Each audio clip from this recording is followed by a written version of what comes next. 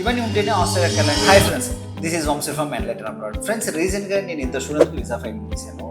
ఇద్దరు ఒకే university.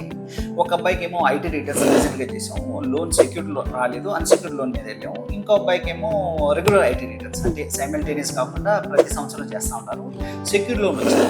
So recent ITR వాళ్ళకి visa రాలేదు, సెక్యూర్డ్ వాళ్ళకి వీసా వచ్చింది, రెగ్యులర్ ఐటీఆర్ రిటర్న్ చేసిన అబ్బాయికి వీసా వచ్చింది.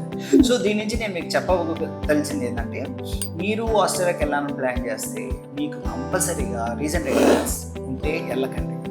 మీకు సెక్యూర్డ్ లోన్ రాకపోయినా వెళ్ళకండి. ఎందుకంటే చూడండి, అబ్బాయి 3 months టైం వేస్ట్ చేసాడు, లోన్ కోసం ప్రయత్నించి లాస్ట్లో అయింది, వీసా రిజెక్ట్ అయింది. సో ఇలాంటి సమస్య రాకుండా ఉండాలంటే నేను చెప్పిన ఫిలాసఫీ మెయింటైన్ చేయండి. కంపల్సరీ మీకు రెగ్యులర్ ఐటీ రిటర్న్స్ ఉండాలి, దాంతోపాటు బిజినెస్ ప్రూఫ్ ఉండాలి, దాంతోపాటు సెక్యూర్ లోన్ ఉండాలి. ఇవన్నీ ఉంటేనే ఆస్ట్రేలియాకి వెళ్ళండి. మిగతా కంట్రీస్కి మనం ప్లాన్ చేసుకోవచ్చు. Thank you.